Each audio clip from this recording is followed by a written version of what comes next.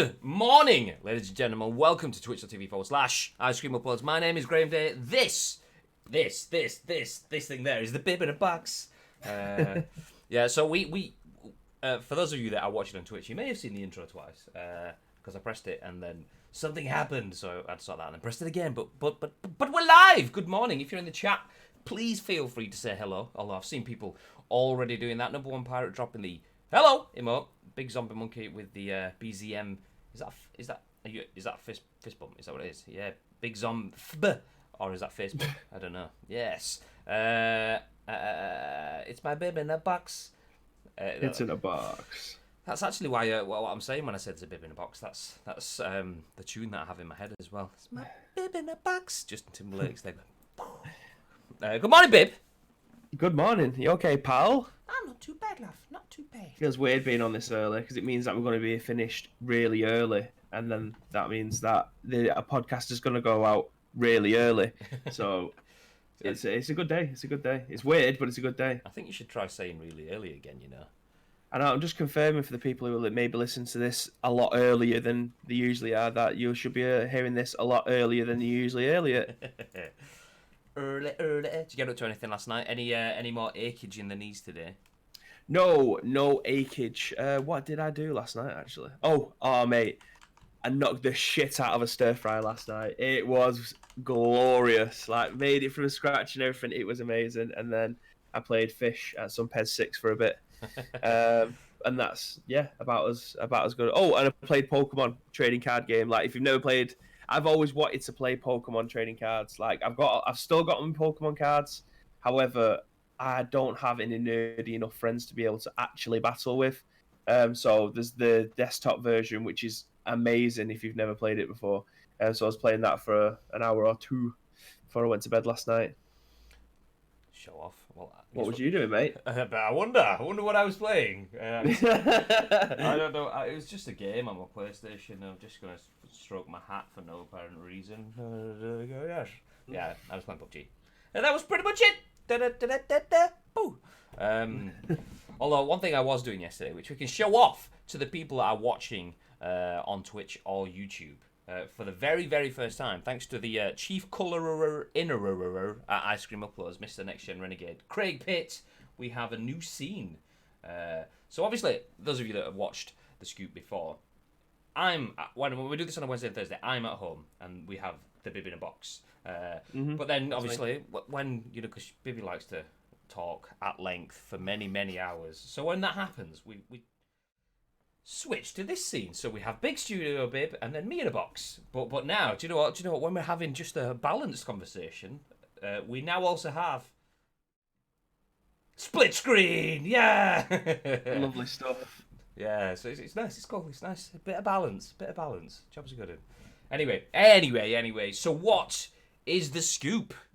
I hear you all crying. Well, the scoop, ladies and gentlemen, is your daily dose of news from the games industry and beyond. We bring you the biggest and best stories, and we give you our thoughts and impressions on those stories. Then we give you the chance to give your thoughts and impressions on our thoughts and impressions and the stories, and it goes like that.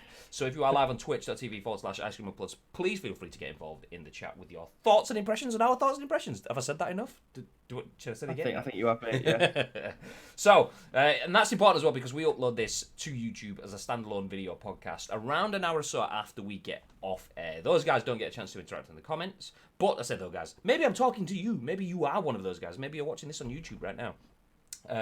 Obviously, feel free to get involved in the comments below. We will respond to comments in the chat, but obviously it's not live. So if you are on Twitch, that job is on you. And then a little bit later on in the day, we turn this into an audio podcast that we upload to iTunes, Spotify, SoundCloud, Google Play, 4 different audio podcast services, so you can get me and Bibby right there in your logos, as we've said before. Logos. I love. Anyway, let's get right into the logos with some tasty stories. We actually have some decent news. I mean, it's not all necessarily the deepest, most revealing news, but I like a little bit of shade being thrown subtly around the industry. We have some of that today. So let's start off with the first news article of the day, written by... let's make that full screen. There we go. Amazon and Google are Microsoft's main competitors, not Sony or Nintendo, says Spencer. That's written by Stephany Nunneley for VG247. And my response to that is, okay, okay. So Microsoft's Phil Spencer doesn't consider rival consoles as the company's biggest competitor any longer. Instead, that honor goes to Amazon and Google. Speaking with Tech Publication Protocol, Spencer said Sony and Nintendo are no longer considered competitors due to the lack of cloud tech such as Microsoft's Azure platform. But Google's Stadia and Amazon's upcoming game streaming service are seen as a competitive threat. When you talk about Nintendo and Sony, we have a ton of respect for them, but we see Amazon and Google as the main competitors going forward, said Spencer. Lol. That's not to disrespect Nintendo and Sony, but the traditional gaming companies are somewhat out of position. I guess they could try to recreate Azure, but we've invested tens of billions of dollars in cloud over the years. He went to say he would be willing to work with both Nintendo and Sony on cross-platform, something he's expressed interest in the past. Spencer has said more than once that the company is committed to the cloud, which is something that would allow people to play Microsoft games where they want, when they want, on any device they want. But that may never come to pass, and Microsoft is more concerned with how to compete against tech giants such as Amazon and Google instead of Nintendo Switch and PlayStation 5. I don't want to be in a fight over format wars with those guys while Amazon and Google are focusing on how to get gaming to 7 billion people around the world, he said. Ultimately, that's the goal. Earlier this year, a report from the information revealed that Amazon was working on its own game streaming service, though it was very early days at the time. The report suggested that the company was already in talks with big publishers. It's expected the company will announce its game streaming service sometime this year. Meanwhile, Google Stadia went live back in November. What was that, babe? Did you say lol? I don't know. Anyway, meanwhile, Google Stadia went live back in November with 22 games, and it plans to add 120 more this year. First announced at GDC 2019, Spencer declared at the time that Google may have went big with the announcement, but that Microsoft would go big that year by countering the announcement with its own. And it did. Microsoft outlined its cloud gaming plans at E3 2019 when it revealed Project xCloud, which features the ability for users to stream games from their Xbox One console to Android, and this tech is expected to work with Xbox Series X, One X, One XX, Series X, One X, One box. The feature went into preview back in October, and 50 new titles were added to the library back in November. In January, Destiny 2, Halo: The Master Chief Collection, and Civ 6 were among others that were added to the preview. So, in short, basically, Sony and Nintendo aren't not really up to much in the future, so unlucky boys. This is the classic case of just rolling over or changing lanes and diverting their attention elsewhere. It's just I can see in top line. I can kind of see what he's saying because we've known it for a while now. They want to get kind of out of the console generation-ish type of thing and just go into the streaming stuff. So I can kind of see it from their perspective because I don't think there'll be another Xbox after this, if we're being honest, especially if they get tanked by Sony again. So they will go for the streaming platform stuff. However, imagine having the bollocks to come out and say something like this for the world like us to be able to spin and say, you're fucking losing, mate. You was never in this race. Like, your race ended like 10 years ago. You've been running for second ever since. So it's an interesting way to come out of it, and I'm guessing with the likes of Amazon haven't been in video games, Google have started, and as Spike very well put, here's how to compete with Google Stadia, just exist. You can't really say much more than that, really. I read that a second ago, it made me chuckle. But yeah, exactly. Amazon and Google are the main competitors. They are the main competitors. Yeah, of course. That's something that is absolute, like, that. I want to say it in a way that's not just like big dick attitude kind of thing. That's what it is. It's big dick swinging sort of stuff. Fuck it, I'll just go straight at that. Big dick swinging. I've said it enough now. That's what it is. So Sony, that has the best-selling console of the generation, isn't a competitor. Nintendo Switch, that has what could be the best-selling console of the generation, isn't a competitor. Amazon, that hasn't actually announced anything, so doesn't necessarily have anything on the table, so therefore consumers have no tangible relationship with Amazon, is a competitor. So that's instantly making the consumer go, okay, well, I don't know what Amazon are offering, so Microsoft's better. That's that one done. Okay, Google Stadia. Okay, well, as Spike said, Amazon doesn't exist yet.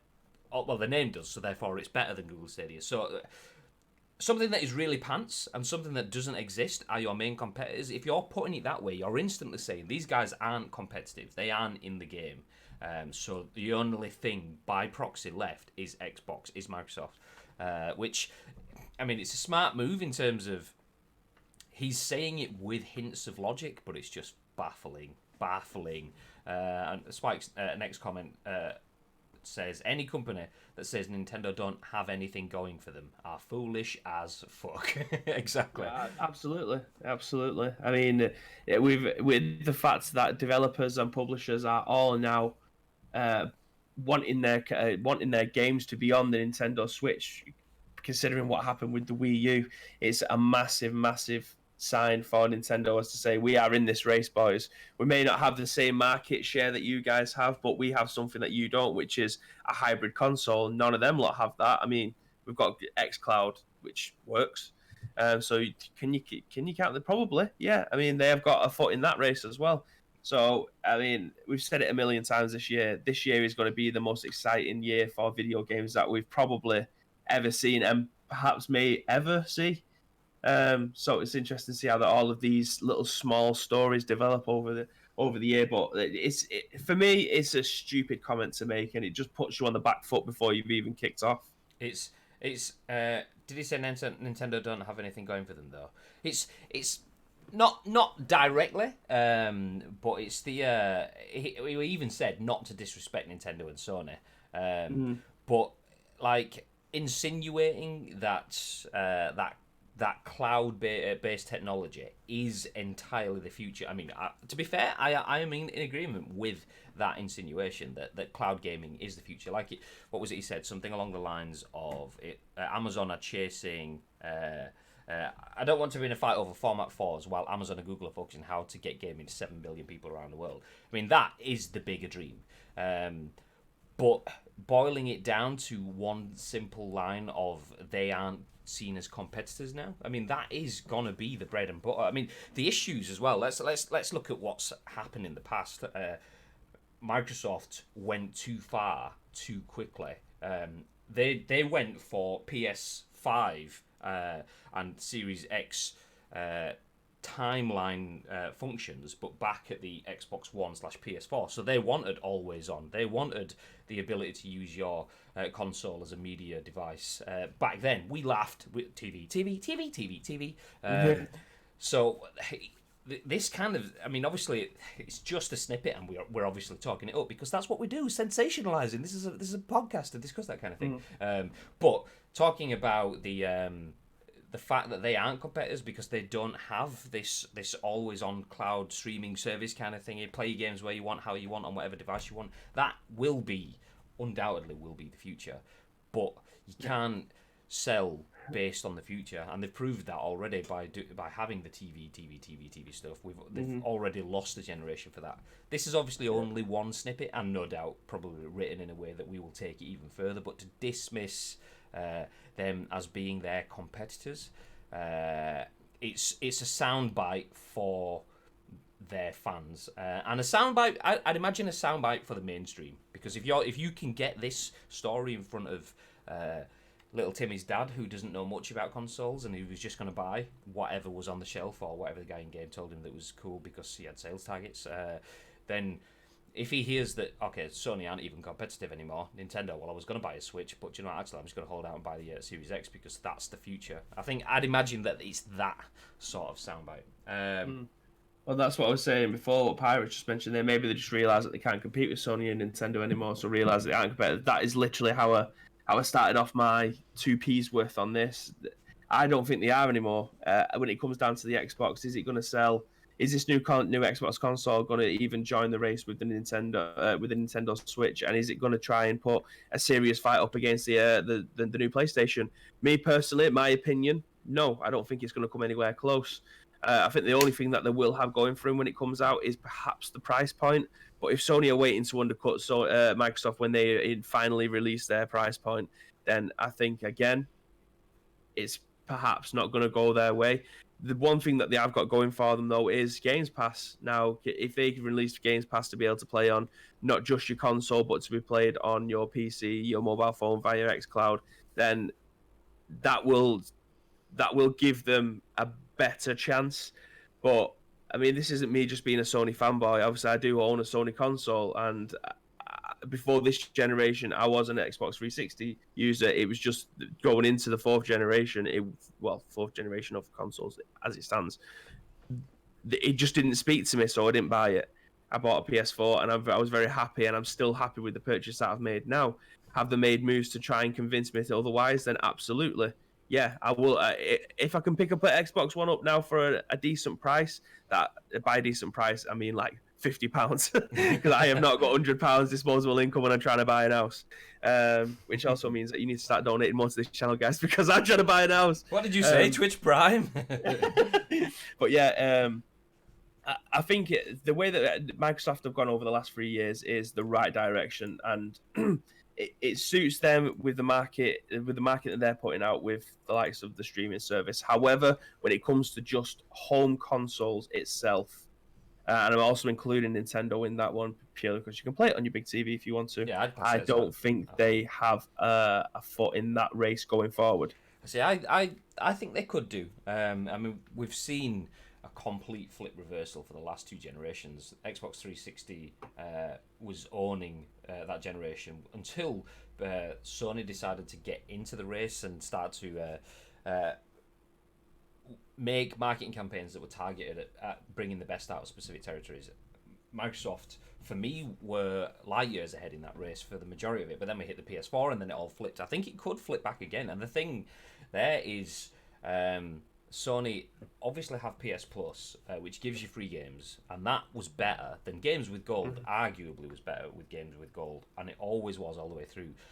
Microsoft then realised, okay, we're in second place, and as you always do, when you're in first place, you want to maintain the status quo, so you keep things as you are. When you're in second place, you think, okay, well, if we keep the status quo, I am never going to overtake, so we need to rip up the script. We need to think of something new. We need to up the game, and that's what they've been doing, and some of it could just be marketing spiel and messages. Do you know what? I'm going to use the new split screen because it's there.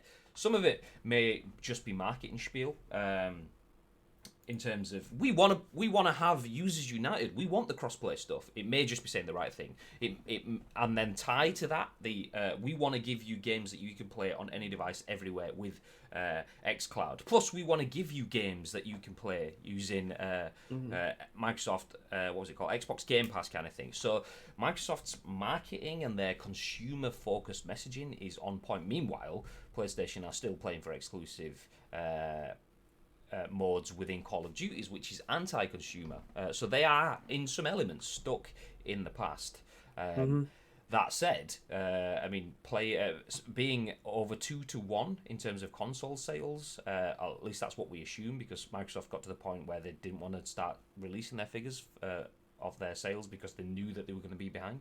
So if you can't even compete in sales figures, then saying that you aren't classing someone that's you can't say that you're not my competitor because I'm in second place. That is kind of what they've been doing as well.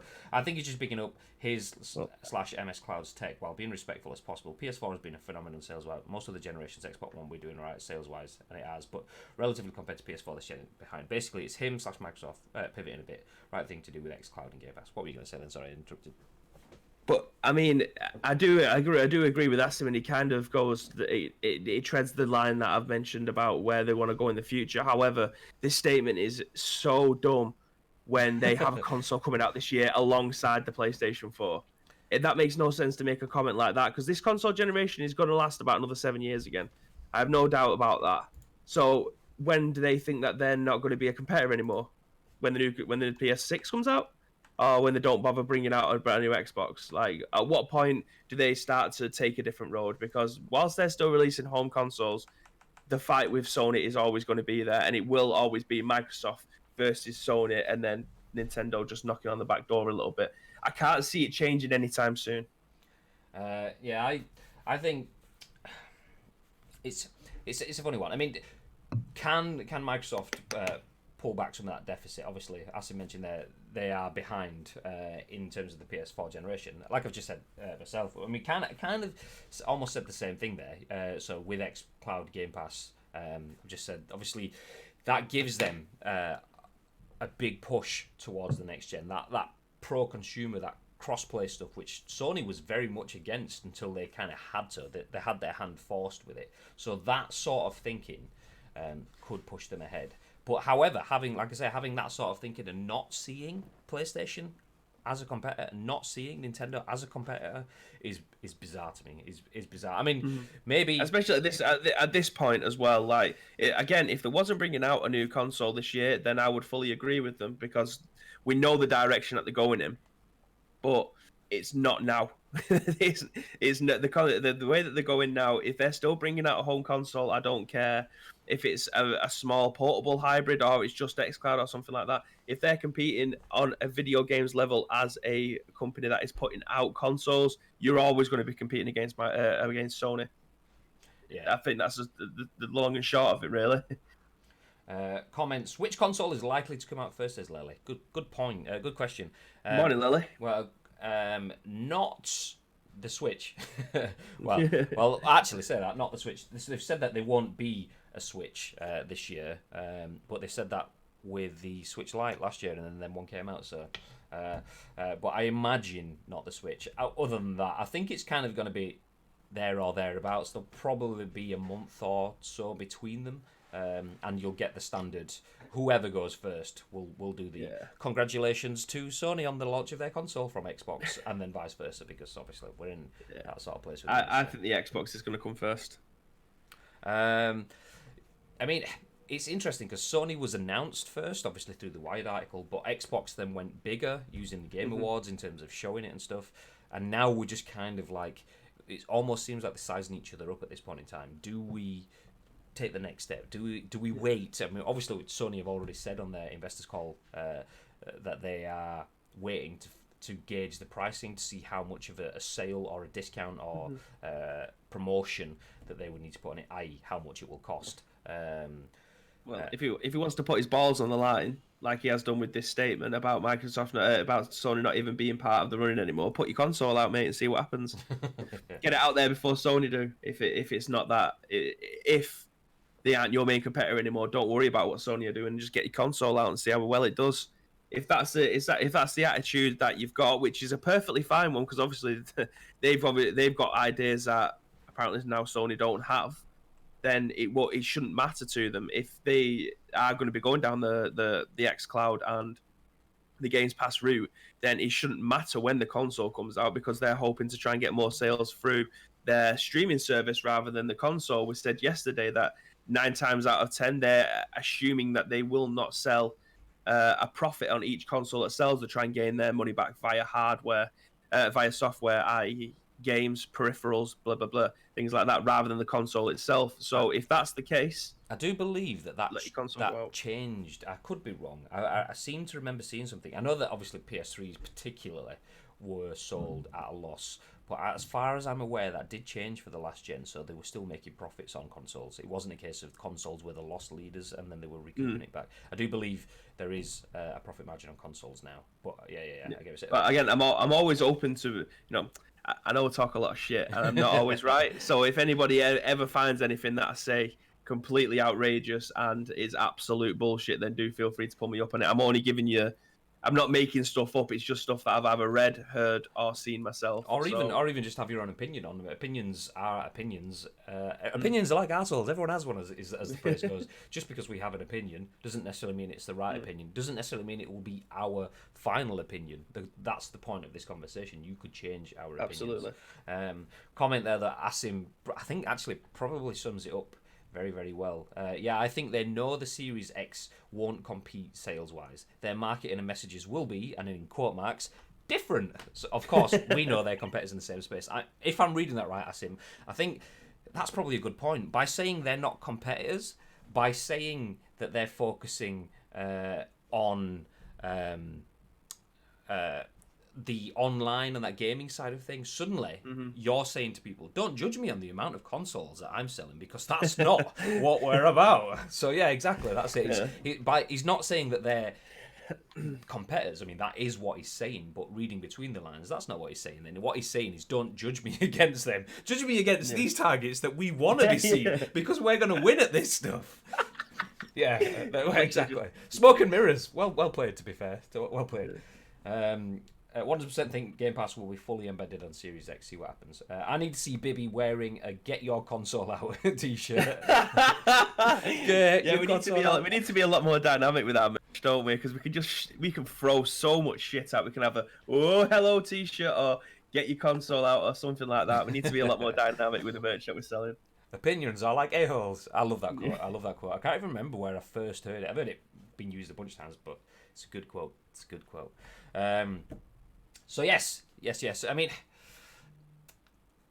what would you see? Let's wrap up on Microsoft then. So obviously, where was it? The comment. There we go. So would you see? Obviously, Microsoft and Sony are competitors. Lely's comment in the chat is Nintendo isn't a competitor for me. I think they've been smart and gone for the additional rather than the alternative route. Do you see that? Would you class a Switch as a competitor? I mean, and when I say you, I mean, if you were talking for the masses, do you see a Switch as a home console competitor, or do you see the choice being, do you play on Xbox or PlayStation, and I can get a Switch separately? How do you see that, babe? Me, if I was speaking for the masses, I'm probably going to say no, but the reason I'm saying that is because Bibby's opinion is slightly different on that. Me personally, think that they are a competitor. You can throw their hat in the ring now.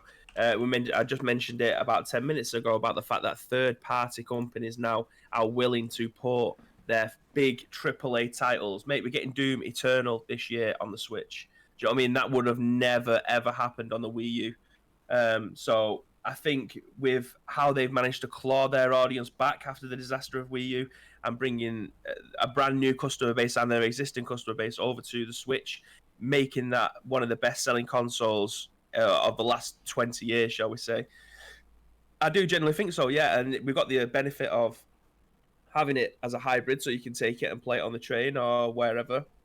Or dock it like we was doing. I brought my dock in so we could play Fortnite upstairs along with the PlayStation users. Having crossplay and being able to play these massive games, I think it can't not be a competitor to the Xbox. I do think that it's an afterthought. I think if you are going to be buying a console, I do think it's a secondary console. You are going to have either your PlayStation or your Xbox first, and then think, I probably could do with a Switch as well, just to be able to take that wherever I need to go to and be able to dock it if I want to. But I don't think it's an immediate thought, but I do think they are in the running to be a first-class console, especially if we end up getting a Switch Pro at some point that could potentially put out the kind of graphical, the kind of graphics that we're getting on the first-party consoles, shall we say. Comments in the chat. Switch is 100% the extra console, says Spike. I love mine now, but having bought FIFA on both Switch and PS4, I have to say the Switch version is god-awful in direct comparison. The same goes with every game I've played on Switch that's also on PS4.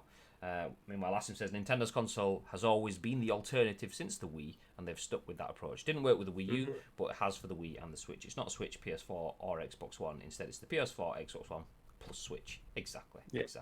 I mean, just to say one last thing on this one. I think the marketing message for the Wii U was that they wanted to be part of the top two.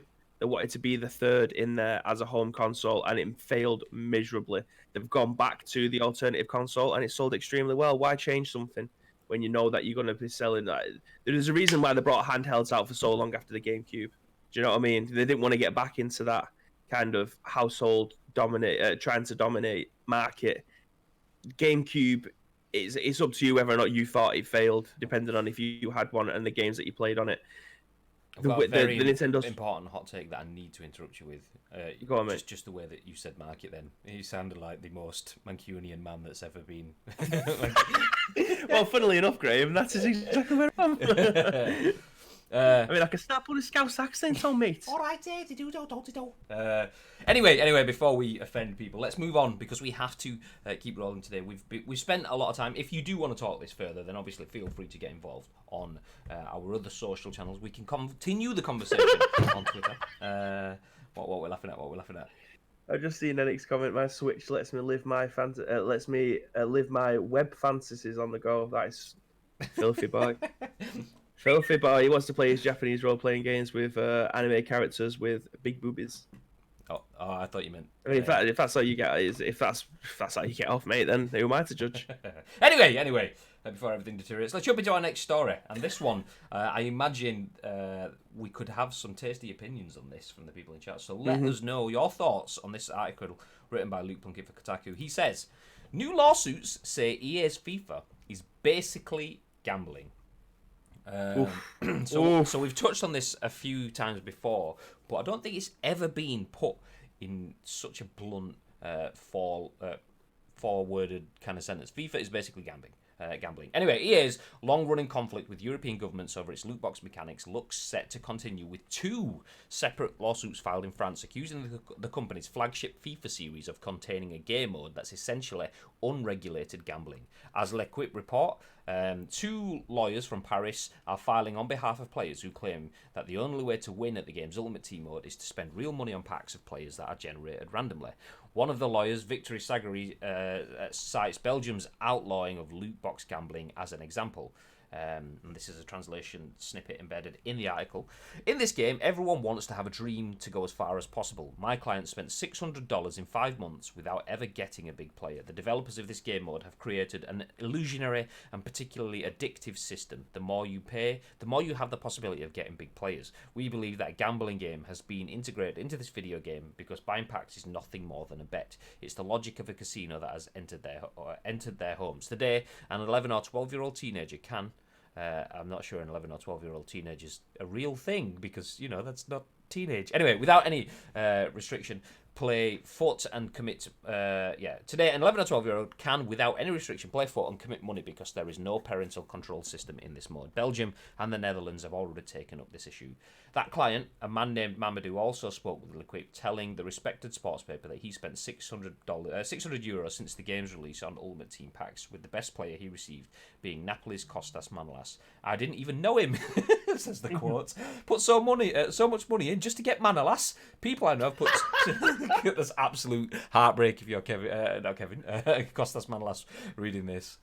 Anyway, people I know have put €2,000 or €3,000. It's crazy. The amount I've spent has made me fall behind on my rent payments. Oh, what a dickhead! Yeah, you know what, mate? You deserve it. Right? No one's forcing you to put your rent money into a game. Are you a fucking idiot? Yeah. I have no sympathy for these people. I kind of do and I kind of don't. My initial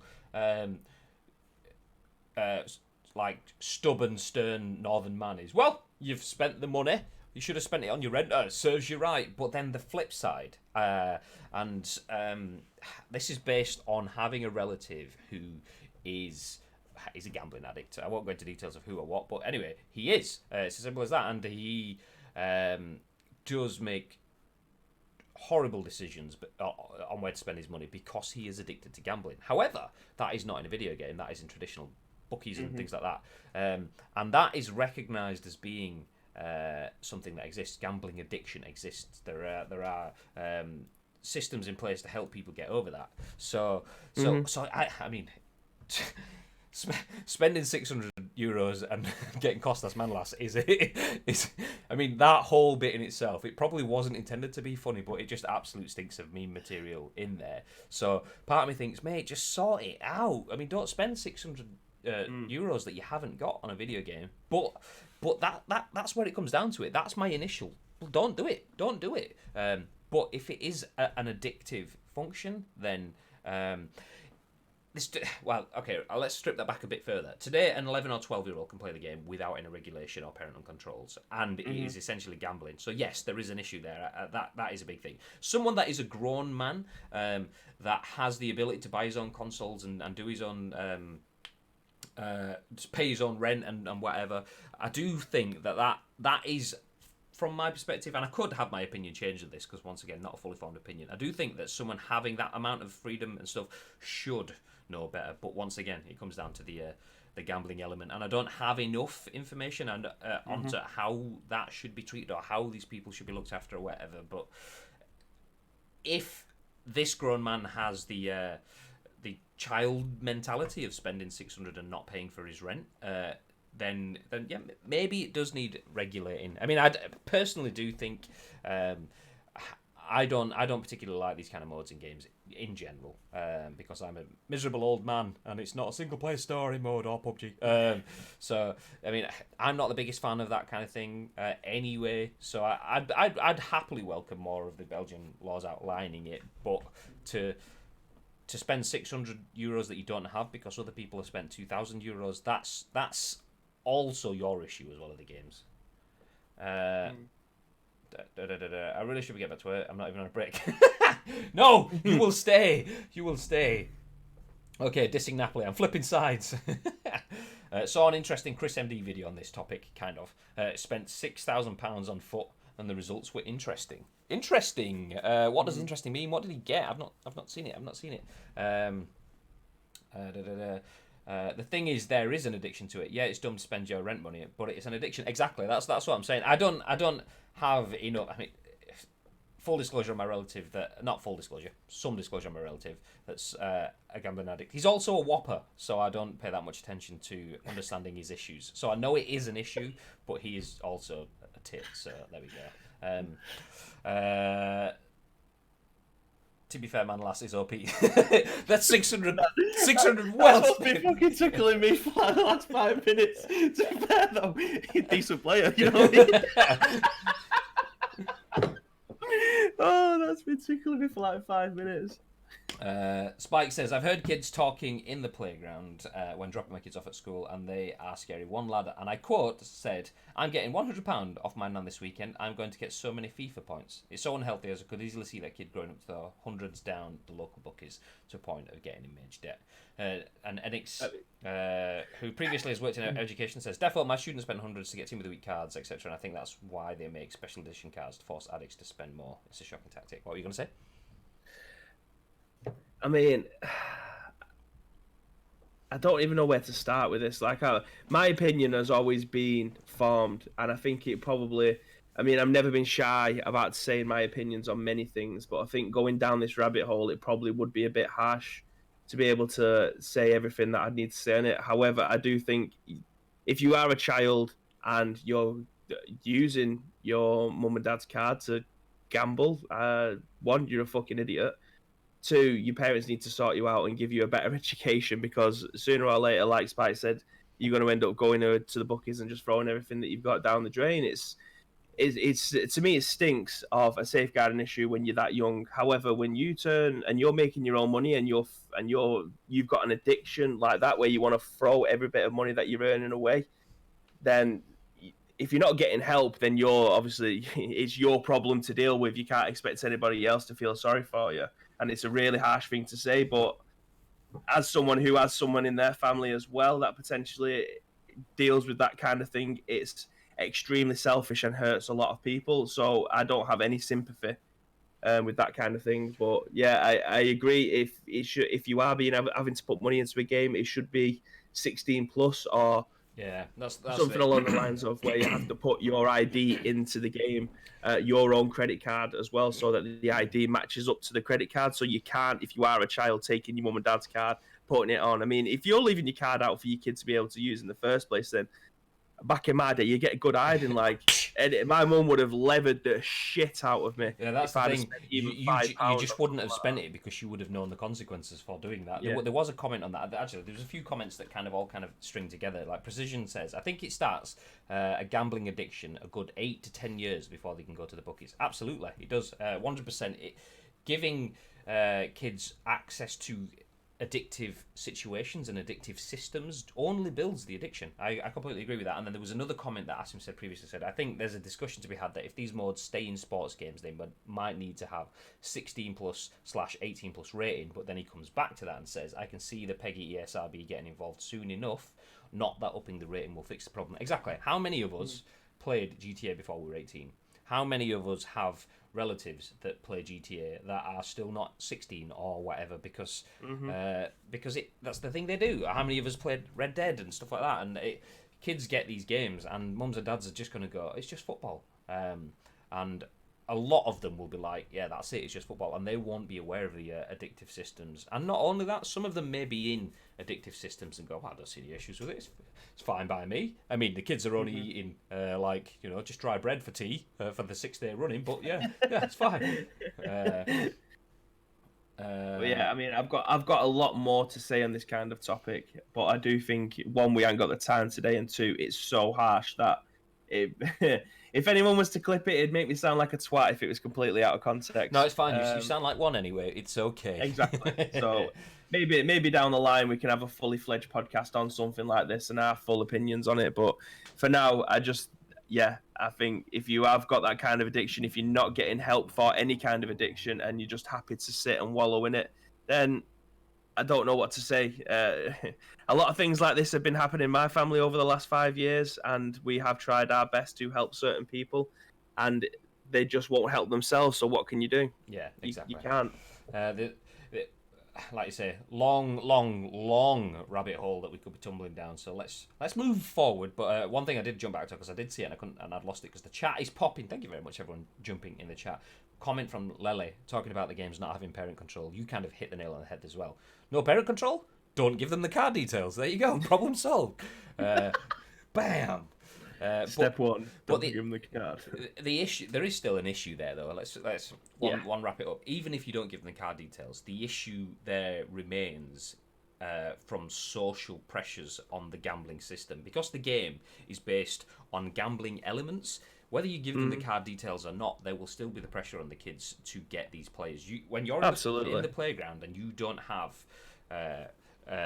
the new Ninja skin or whatever, it doesn't necessarily have to be FIFA. It could be whatever games. Like Craig said, Fortnite skins. It was in cap somewhere. It's the same with Fortnite skins.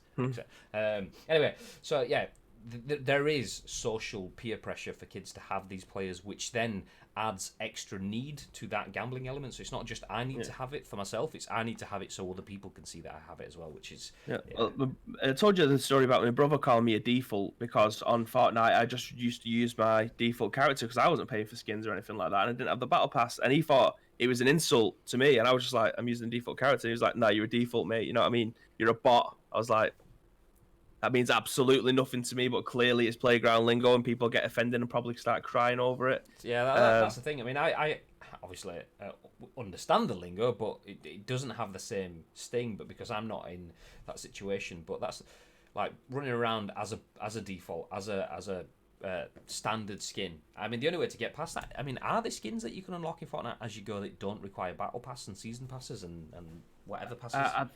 You can still do the battle pass without having the battle pass, can't you? It's just a very watered down version, and you don't get everything every level. You'll get something I know you don't every get 5 levels. But do you get I think you'll get some shitty ones along the way, like the proper shit ones. But it'll be a super grind to get them, because we had like decent skins by the time we got to like level 50, didn't we? And they're using the battle pass. Like we had 7 or 8 decent ones to choose from. I've been Kylo Ren ever since I got that at the start, so the skins are irrelevant. You know? Anyway, let's move forward. One thing I didn't mention earlier on though, but thank you very much, Pirate, is the host. Yes, 44 minutes ago. Thank you very much for the host. Missed it, but thank you, much appreciate it. See if there's anything to jump on before we move on. Unfortunately, it seems just the main content for FIFA streamers / YouTubers, which you don't see much wrong with, but it doesn't help when kids...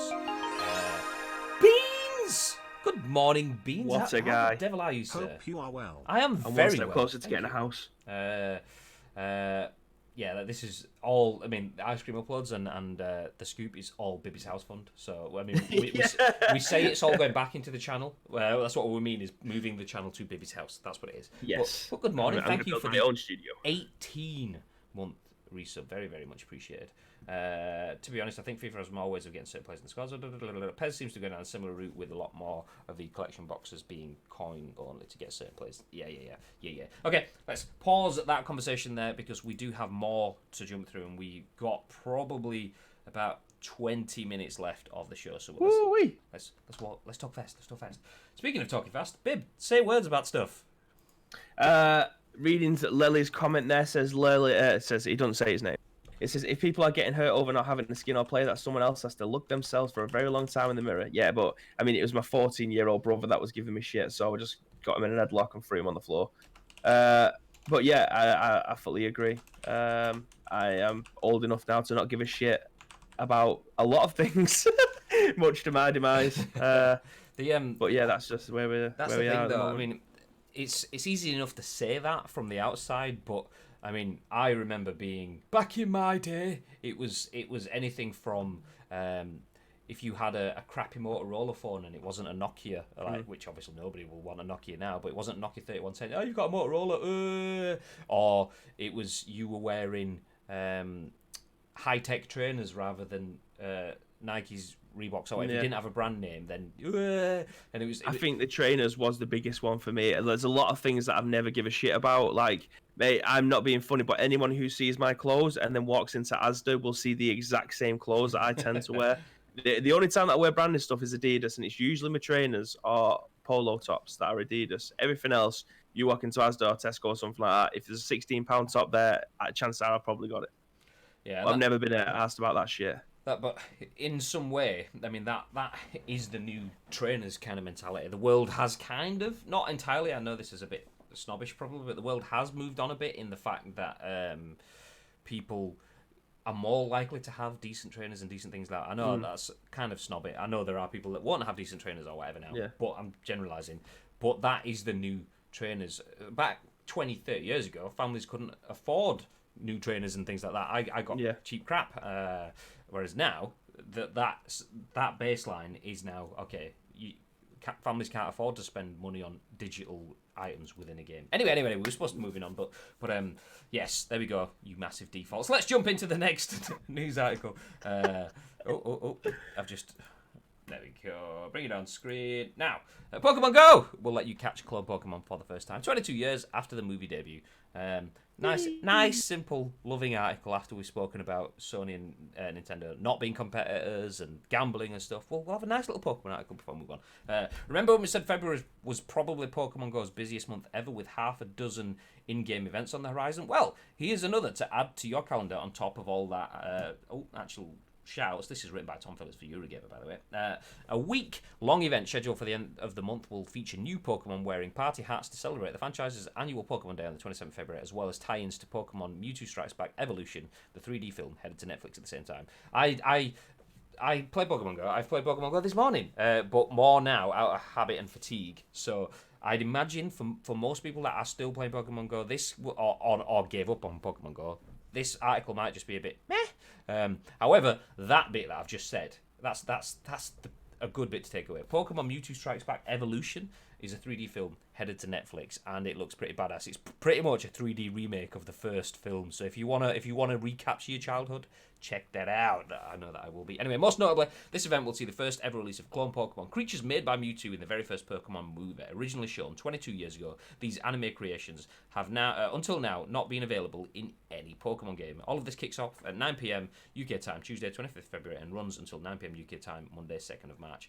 Armored Mewtwo, star of the film, will return to legendary raids with the move Side Strike.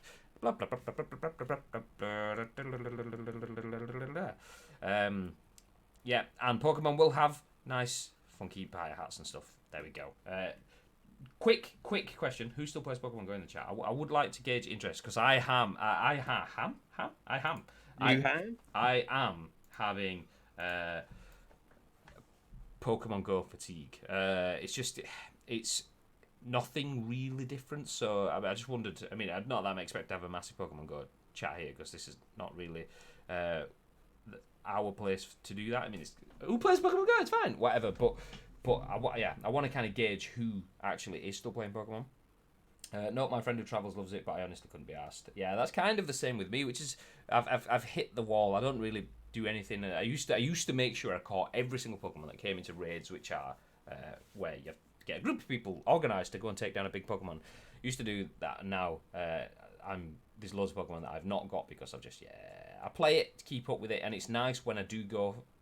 Well, not so much travelling distance, but for a walk or something, it gamifies it, and it's useful then. But my day to day, it's more habit now rather than enjoyment. But I mean, Pokemon Go aside, who knew there was a Mewtwo Strikes Back Evolution film, and who knew that it was coming to Netflix? Well, I've literally just gone to Netflix now to put it as a reminder, and I've just seen the art style. Not a fan. What, that 3D style? It doesn't look like Pokemon. I don't like it.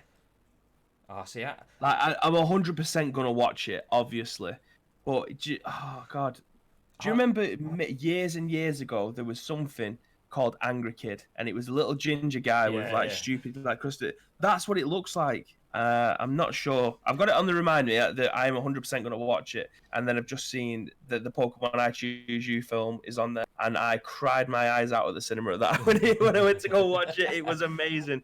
So I'm going to watch that tonight because I didn't realize it was on Netflix. But yeah, I'm not sure about the art style. See, I quite like the art style. I think it looks really well polished. My issue with stuff, I mean, I don't know what I'd expect from the Pokemon Company, to be fair, but yeah, I mean, it definitely isn't obviously the flat 2D style, but yeah, I think it looks good. Spike says he has the Angry Kid DVD. Imagine Spike owning something that's angry. I can't remember. What are the chances of that? But yeah, I am going to be watching it. I want to say I'm a big Pokemon fan. I'm clearly not because I don't get involved in everything Pokemon. I am an old school Pokemon fan. And you don't choose Charmander. Bulba for life, mate. Do you know what I mean? As if Indigo League's on here as well. Yeah, that's what. Oh my god, that's what it's. Oh, as in like on Netflix. Yeah, it's the full Indigo series is on there. I don't believe it is though. I believe there's episodes missing. I remember me and Chloe a few years back watching them, and they kind of just stop somewhere. Like there's like 20 odd episodes. I don't know. Maybe it's. I can't remember. I'm looking now. It's season 1 has up to 52 episodes. It might be. We watched all of Indigo. I can't remember. Anyway, me and Chloe were watching through, and it just randomly stops. There's like a big, massive gap, and then they jump like 2 seasons ahead, kind of thing. That's messed up. But yeah, I am 100% going to watch this. It's going to be. If they're basing it off the original stuff, then it's going to be great. The storyline's going to be there. However, the art style may grow on me as I'm watching through it. But if you're going to watch a proper Pokemon film, the I Choose You one from 3 years ago is incredible. Is that the one where Pikachu talks at the end? That was the cheesiest part of it. Yeah, I mean, I didn't mind it, to be fair. I know that people were like, "Whoa, that's weirding me out" and stuff. Yeah. I didn't mind it because I didn't think, well, that's Pikachu actually talking. I read it as more of what Ash is kind of hearing in his head kind of thing. So. Well, that's what. Yeah, if it had made that the premise of what was happening, and then I would have been down with that. But Pikachu's mouth's moving and all that shit. I can't be asked with that. It's weird. I don't like it. But the film itself, chef's kiss. Watch it. You'll cry your eyes out. If you are a Pokemon lover anyway, you will cry your eyes out. I had all the feels of being a 10-year-old boy again in the cinema. It was great. Jumping ahead now, though. I've got a Pikachu Pokemon card as well. Oh, I got that too. I don't actually know where it is, though, but I did get one. Pirate says Charmander, the only option. I agree. Ads Plays says I'm late.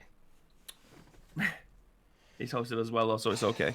We forgive you. We'll let you off. Jumping into the next news then. And this one is a little bit more industry news as opposed to content-wise, and something that could potentially impact on any VR fans down the road. Possibly. Is it a sign of things to come?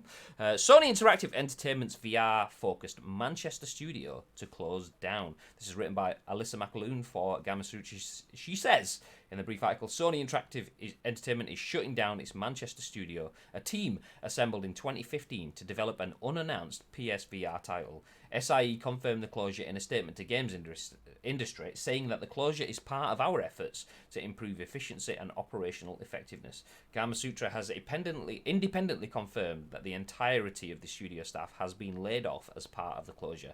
If you are someone who knows being affected, get in touch with Gamasutra. Yeah, I don't. Do you know what? Actually, I'm going to click through to the statement to games industry. Yeah, it's just as brief as well. The platform holder still operates two fart bursties? Good old fart bursties. Oh, first parties. The platform holder still operates two first-party development studios in the UK, namely Dreams developer Media Molecule and Blood and Truth Creators London Studio. Okay, that's interesting. That's that article, obviously written by Chris String at gamesindustry.biz. Yeah, look, I'm going to have to shorten that because the text's a bit overrunch. Sony closes MCR VR studio. Boom, there we go. Yeah, PSVR has... It's kind of long not lived up to expectation. I mean, it kind of is a bit for us in terms of ice cream uploads because we have it in the studio. Me and Bibi were actually talking about me trying Resident Evil tomorrow in the studio. Not on air, by the way, because fuck shit in my pants for you guys. Okay, maybe going forward. Anyway, but PSVR is something that they are looking to continue the development on. There was news articles and announcements press snippets a few months back saying that they're invested in indie dev studios to give them that first party backing to help them create titles that give the experiences that we want. They've just included a PSVR game in PS Plus this month. So I'm thinking, okay, maybe we're going to see some sort of second push at it, because PSVR, as it stands, has got to be the only one out there that's going to help push it into the mainstream. Obviously, there's Quest and Oculus Rift, so there's big pushes from Oculus, but that's still kind of more seen as PC exclusive setup, not necessarily mainstream. Whoop, throwing bits around. But then PlayStation to go out and close the VR studio makes me think, is that the same sort of stories that we got when they were saying they were still going to keep making games for the Vita, and the Vita is still in our thoughts and close to our heart, and nothing happens to the Vita. Died a year later. Yeah, exactly. So was that just a sound statement to make it sound like it was good, but not really do anything with it? So well, it's interesting though, more than anything, the fact that we have got the new consoles coming out this year, and for about a year now, we've heard that they could potentially be making a version 2 of it, so that it doesn't have wires and it's compatible with your brand new PlayStation. Because this one that we've got now will work on your new PlayStation, according to Sony, at least for the time being. So if there was going to make a new one, perhaps closing down one of your studios. I mean, we don't know how many more studios they have to make VR games specifically. Have they got one? Have they got a couple around the world? And this was just one that was an additional one down, but now they no longer need. I don't know. It's a very brief statement, and it's basically just saying that they have closed it down. So the emphasis is on us to make our own conclusions, because I don't think they're going to give us anything more on it, unfortunately. Yeah, but it is the cheapest VR option, barring the shit Android ones like Google Cardboard or whatever it is.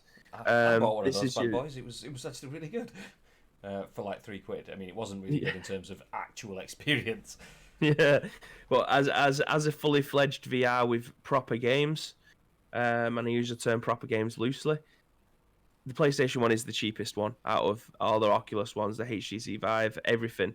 And as far as I understand it, it's sold reasonably well for PlayStation to even want to consider making a new one. But yeah, it's not particularly good if they are closing the studio down. I think that price pointing of it kind of all needs to change as well. The fact that it's in the mainstream, you're not going to sell a VR accessory, because even though it's a whole different gaming experience, as a mainstream user, it's an accessory. You're not going to be able to sell that accessory at the same cost as a console, because that's almost where it is. It needs to get down to about 100 to £150 maximum for the UK. Well, people pay £140 for a Scuff controller. Yeah, but not the mainstream. No, I know. It's usually competing players or players that just prefer the big chunkier pads with extra buttons. But or just yeah, I understand. hardcore players, and I think that's the thing to get the mainstream involved and to make it into a market success. Then price point will need to change as well. Whether Sony have changed their stance on it, maybe not. This article from GamesIndustry.biz says it's the third UK studio PlayStation has closed over the course of this generation, with Guerrilla Cambridge closing in 2017 and Evolution in 2016. Both studios had also worked on PSVR projects before being closed. There was also obviously Sony Liverpool closed a few years before. I can't remember where that was now. So they do close and restructure in order to provide the best experiences and opportunities. And to be fair, if you've got Media Molecule as well as the London studios working on VR games, then I get that maybe they've just got multiple outlets creating titles for a genre, or not a genre, a system, let's call it a system, that isn't being used widely. But then again, is that like chicken and egg? If you're not making the games and you're closing studios because there isn't demand for the system, are you going to get demand for the system because you're not making the games? It's kind of like vicious circle. The price point put me off as a gamer. Buying any accessories for over £100 is way overpaying for me. Bibby can accept a Pokemon evolving 100 times its size, but can't accept it learning to talk. Bibby, you clearly didn't see me out, my friend. Yeah, well, yeah, it's a good shout, actually. Yeah, but yeah, fuck it, my argument's flawed. What did I say? He's got me dead to rights. I mean, yeah, Meowth is the OG, innit? Like, you can't imagine Meowth not talking. Say other things, babe. Keep talking yourself. Do you know what? I didn't close down the Pokemon article, the 3D one, and I'm just watching the trailer now. And I've rapidly changed my mind. Well, do you like it? It looks pretty cool, to be fair. Although Pikachu doesn't look right. Yeah, I think a bit weird. It looks like a cat. It looks like they've tried to make it a little bit like Detective Pikachu-ish, but not gone all the way, kind of thing. Yeah. So yeah, he looks a bit weird, but the way that all the Pokemon, I mean, Mewtwo looks boss. I mean, you can't really fuck Mewtwo up, really. Just make him look a bit alienish, but to be fair. It looks good. Anyway, we need to jump into our last article. Bibby did find it and have it in to be discussed because it features one of the biggest names in the video game development and production side of the industry. But I only left it on the list because, and Bibby doesn't get audio through the stream, so he's probably not going to get this. So you'll have to open up the stream somewhere else. Anyway, and I think I know what you're going to do. I'm going to see if press it now. I can't hear it, but I hope it's the Radical Heights theme tune. you know! This is the Radical Heights theme tune. Anyone... I'm going to stop that now. The greatest Battle Royale game ever created, ever. Stopped it because I didn't know how loud it was and I didn't want to deafen anyone listening on podcast services. That was the theme tune from Radical Heights. Let us know if you played Radical Heights, because Bibby will talk at you for many, many hours about Radical Heights. And I watched Bibby for many, many hours play Radical Heights. Number one Bibcoin earner in the world. Just saying. Hey, Radical Absolutely. Heights was awesome, TBH. Says NX. Anyway, jumping into the article, it's not actually about Radical Heights, but it's about the developer / studio that was behind it. And there we go. Cliff Bleszinski regrets being too political with LawBreakers. This is written by Brendan Sinclair for GI.biz, and he says the tagline: in reflecting on Boss Key's demise, studio co-founder says it was a mistake to push his personal beliefs in a divided world. Cliff Bleszinski has a few takeaways from the 2018 demise of the studio he co-founded, Boss Key Productions. In a post on Instagram today, Bleszinski said he'd been thinking about what he could have done differently and pointed to 3 things. The first 2 items were addressed in a sentence fragment each. Pivot hard when the juggernaut of Overwatch was announced, being less nice with my design ideas and more of a dictator with them. The third thing Bleszinski pointed to as a mistake was to invoke politics. One big epiphany I had was that I pushed my own personal political beliefs in a world that was increasingly divided, he said. Instead of the story being, this game looks neat, it became, this is the game with the woke bro trying to push his hacky politics on us with gender-neutral bathrooms. Instead of, these characters seem fun, it was, this is the studio with the CEO who refuses to make his female characters sexier. Instead of who am I going to choose, it became white dude shoehorns diversity in his game and then smells his own smug farts in interviews instead of just letting the product speak for itself. It's okay to be political when your company or studio is established for great product first, but we were unproven and I regret doing it. So those takeaways are quite different from the ones Bleszinski told GamesIndustry.biz about 2 months after LawBreakers' rocky launch in August of 2017. At the time, he said that the media negativity was partly to blame for the game's struggles. In the same interview, Boss Key co-founder Arjen Brussy suggested that the game may have been too hardcore, with lots of complexity for skill players, but not enough time spent figuring out how to bring new players on board for the game to get to speed. The pair also believed there were issues setting player expectations and marketing that didn't focus on the game's characters. In the same interview, Bleszinski acknowledged that he can be a polarizing personality, but didn't believe people cared that much about what he says. If you take your average 16-year-old CSGO or Overwatch player, they don't know who the fuck I am. They don't care, he says. The people who know me are like 30 to 40. Your average 25-year-old doesn't know. They're more excited about pro gamers, YouTubers, or Twitch streamers. Let's have some more Radical Heights, YouTube. Anyway. There was a there was an article on VG 24/7 that I didn't include. That it was a very opinionated opinion on him and his achievements. Like VG 24/7, amazing outlet, which is why I like to feature him quite a lot on here because their writing staff are excellent. I'm just going to read like one little small paragraph. And this is the reason why I did not include it in this. It says, now Cliff Bleszinski, a grown man who calls himself Dude Huge, presumably after his massive fucking ego, is reflecting on the performance of his studio and its subsequent closure. The real problem? It was woke and didn't have enough Cliff Bleszinski in it. Now, the article is good, but it's more of an opinion piece wrapped into the facts.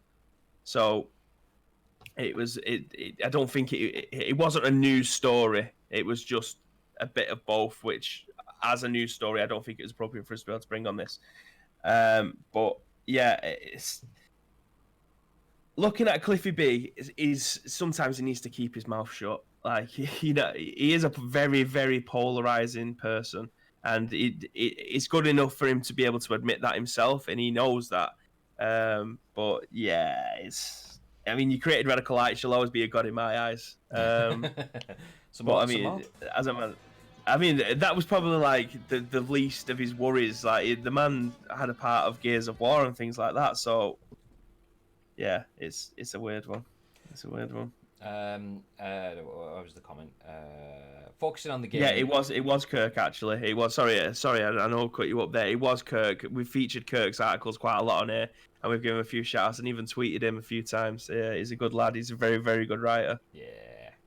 Focusing on the game, LawBreakers seemed decent, but the timing with the likes of PUBG and Overwatch kicking off, taking over, didn't give it a chance. Absolutely. I remember things at the time as well. Not only was there a huge change in the industry in terms of that was the birth of BR period, which was why they kind of like took the roll of the dice to bring in Radical Heights.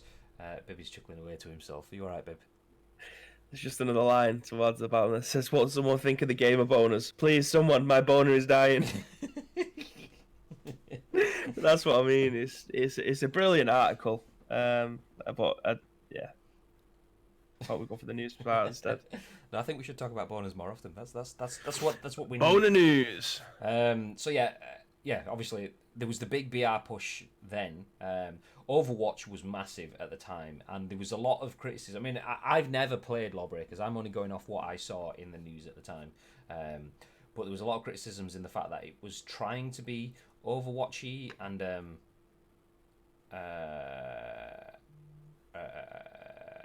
reading the chat. Was Graham on PUBG last night? Because I'm sure my mate said he killed you with Xbox Master Race. He was, and he probably did.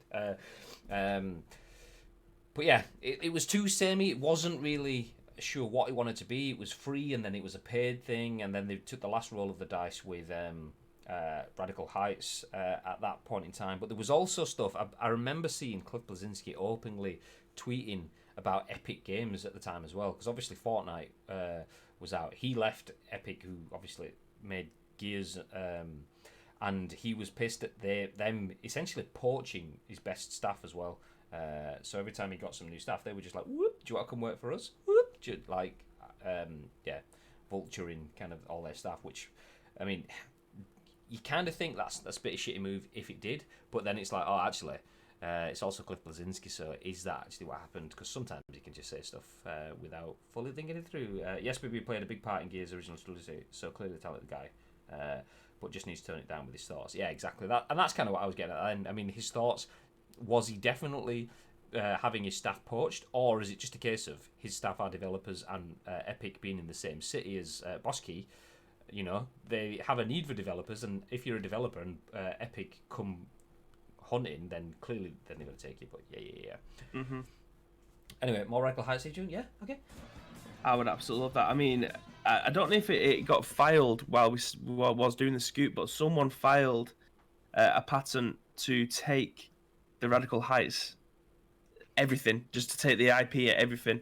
And no one's ever seen anything from it since, and this was about 6 months ago. Yeah, I mean, so we spoke about it at the time, like kind of like, oh, it could be coming back, and it was literally like The Office, kind of like, don't panic, stay calm, everybody stay calm.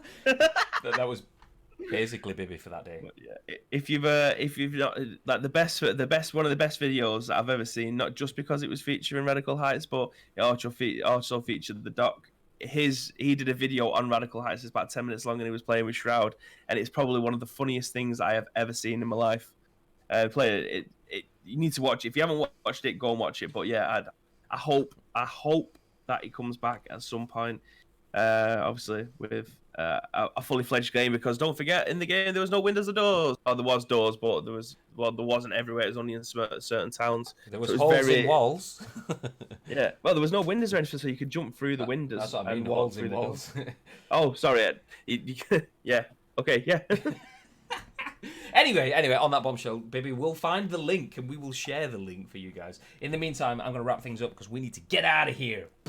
So let's go to a split screen while we sign things off.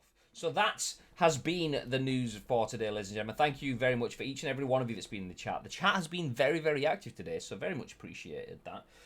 We had some Pokemon news, some Boss Key news, a bit of PSVR news, some gambling news. I mean, we had all of the news. And if you missed it, if you turn up late, don't worry, you can watch the whole thing back on Twitch. And if you do you know what, I don't like watching videos on demand on Twitch? Well, it'll be on YouTube in a bit. And if you think, do you know what, I don't like watching videos, then why are you here? But if you don't like watching videos, the audio podcasts will be up a little bit later on. You'll see all the links to those on the Ice Cream social medias a little bit later on today. And you can see those social media channels in the chat, !socials in the chat there by Precision, who's absolutely rinsed Pirate at getting there. Pirate, what are you doing? You call yourself a mod? Honestly, Precision's out here doing the work of, I mean, God's work. That's all I'm saying.